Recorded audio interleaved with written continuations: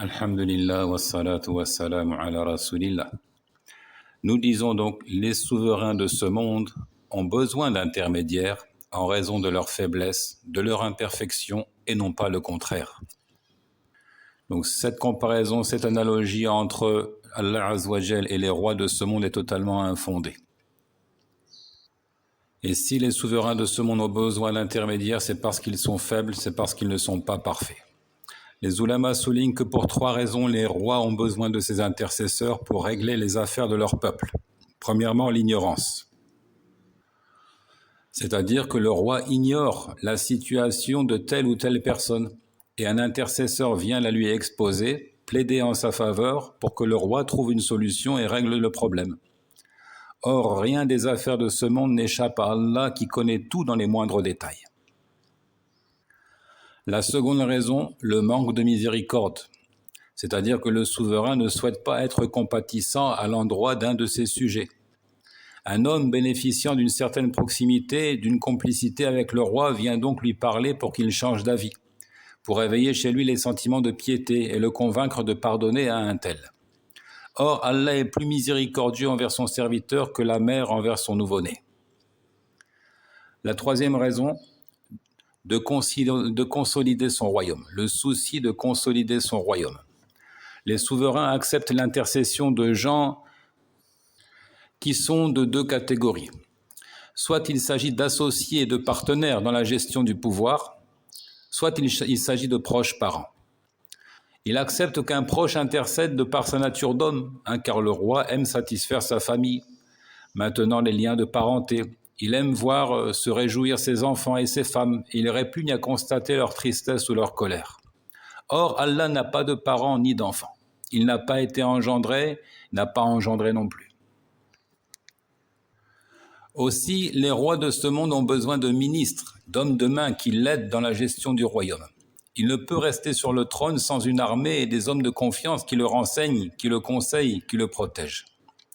En contrepartie, il doit satisfaire ces gens, indispensables à la pérennité de son règne. Et c'est pour cela qu'il conçoit leur intercession en faveur d'autres personnes, à qui il accepte de satisfaire leurs requêtes. Or, Allah n'a pas d'associé dans la seigneurie. Il n'a besoin de rien ni de personne pour être le roi, comme dans le récit rapporté par Al-Bukhari et Muslim, de Abu Hurayra qu'Allah l'agrée, qu'il attribue au prophète alayhi salatu wa salam. Allah saisit la terre et il plie les cieux avec sa main droite. Il dit ensuite, « Je suis le roi, où sont les rois de ce monde ?» Allah saisira la terre et il pliera les cieux avec sa main droite et il dira, « Je suis le souverain, où sont les souverains de ce monde ?» Donc voilà les trois raisons qui expliquent pourquoi les rois de ce monde acceptent l'intercession. Acceptent qu'il y ait des gens qui viennent solliciter pour d'autres. Qui viennent les solliciter pour d'autres. L'ignorance, ils ne savent pas tout, le manque de miséricorde, ils ont besoin d'être exhortés, d'être encouragés au bien et au pardon, et enfin le souci de consolider le royaume. Et ils sont dépendants d'un certain nombre d'individus qui constituent la garde rapprochée, qui constituent les conseillers et autres, sans lesquels le royaume ne peut pas tenir. Or, rien de tout cela ne s'applique au Seigneur Tabaraka wa Ta'ala. Et en réalité, Allah Azza wa Jal n'accepte pas qu'on invoque un autre que lui, c'est-à-dire que l'on place des intermédiaires entre nous et lui. Et c'est une gravissime erreur que de le comparer aux créatures. فَلَا تَضْرِبُوا لِلَّهِ الْأَمْثَالَ. Le Cheikh Ibn Taymiyyah, qu'Allah lui soit clément, disait à ce sujet, celui qui fait des prophètes et des anges des intermédiaires, les invoquant, leur faisant confiance, leur demandant d'apporter ce qui profite, de refouler ce qui est nuisible, comme de leur demander le pardon des péchés, la guidance des cœurs, la dissipation des maux, le comblement des besoins, alors il est un mécréant d'après le consensus des musulmans. Et il n'y a pas de divergence là-dessus. Celui qui place des intermédiaires entre lui et Allah, et qui en réalité leur voue un culte, en leur faisant confiance, en les implorant pour ce qui peut profiter ou nuire, celui-là est mécréant selon le consensus des musulmans. Jusqu'à dire donc, celui qui confirme les intermédiaires entre Allah et sa création, à l'image des huissiers existants entre le souverain et son peuple. Donc huissier ici, avant d'aller plus loin, Un huissier, H-U-I-2-S-I-E-R, défini dans la langue française comme le gardien d'une porte. On parlait alors du huissier de la chambre du roi.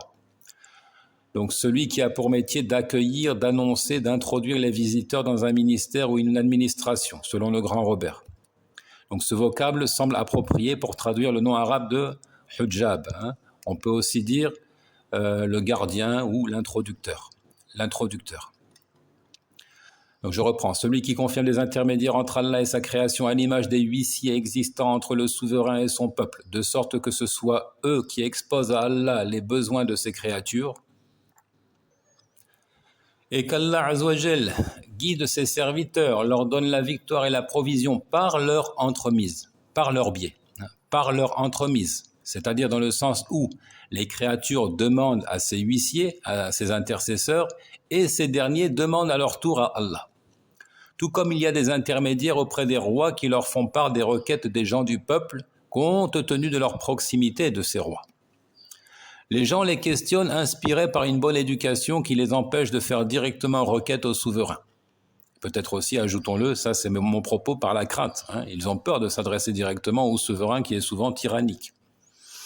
Donc les gens les questionnent inspirés par une bonne éducation qui les empêche de faire directement requête au souverain, ou bien parce que la demande par l'entremise de ces ministres leur est plus bénéfique que s'ils s'adressaient au roi, étant donné qu'ils jouissent d'une certaine proximité et d'une complicité avec le roi, plus prononcée que celle du quémandeur. Ainsi, celui qui établit leur qualité d'intermédiaire sous cet angle est un mécréant, un idolâtre qui désigne des émules à Allah. Il doit être appelé à la repentance. S'il se repent, sous-entendu, il est sauvé, sinon il sera exécuté. Donc clairement ici, Ibn Taymiyyah nous dit que ces gens-là ont fait un parallèle, une comparaison entre Allah Azzawajal et les souverains de ce monde. Et ils pensent que de la manière dont on ne peut s'adresser au roi qu'en passant par un intermédiaire, on ne pourrait s'adresser à Allah qu'en passant par un intermédiaire, ce qui est tout à fait faux et qui constitue, comme il le dit ici, une mécréance à l'unanimité. Ainsi, l'argument des idolâtres rappelé par Allah en ces termes, nous ne les adorons que pour qu'ils nous rapprochent davantage d'Allah, est un argument nul, infondé. Il est malheureux de constater que c'est le même argument qu'avancent des gens qui se disent musulmans et qui prennent le prophète et les saints hommes pour intermédiaires. En réalité, ils ne font qu'imiter les mécréants venus avant eux. Comme Allah Azzawajal le dit, verset 118 de la sourate 2. Ainsi avaient parlé ceux qui les ont précédés, leurs cœurs se ressemblent. كذلك قال الذين من قبلهم مثل قولهم تشابهت قلوبهم. L'appel au respect de l'unicité d'Allah est la première étape dans le prêche des messagers, comme le prouvent les versets précités et comme le prouve encore ce qui suit. La parole du Très-Haut. Verset 19 de la sourate 47. Sache donc qu'en vérité, il n'y a point de divinité à part Allah et implore le pardon pour ton péché. فَاعْلَمْ أَنَّهُ لَا إِلَهَ إِلَّا اللَّهُ وَاسْتَغْفِرْ لِذَنبِكَ وَلِلْمُؤْمِنِينَ وَالْمُؤْمِنَاتِ. Ainsi, avant d'implorer l'absolution de ses fautes, le croyant doit connaître la signification et la portée de l'attestation « La ilaha illallah », point de divinité à part Allah. L'apprentissage du tawhid, l'esseulement d'Allah, pour ensuite le déclarer verbalement, constitue le premier devoir.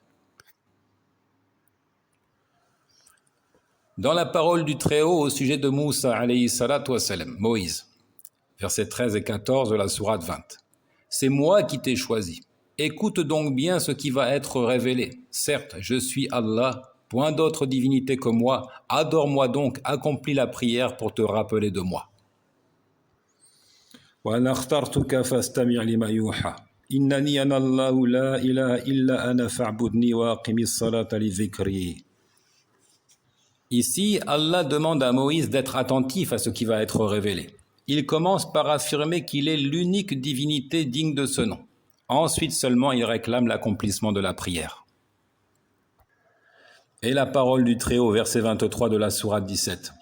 وَقَضَى رَبُّكَ أَلَّا تَعْبُدُوا إِلَّا إِيَّاهُ وَبِالْوَالِدَيْنِ إِحْسَانًا. Et ton Seigneur a décrété n'adorer que lui et marquer de la bonté envers les pères et mères. Là encore, l'ordre de consacrer le culte à Allah en toute exclusivité passe avant l'ordre d'être bon envers les parents. Donc le droit d'Allah passe avant le droit des créatures.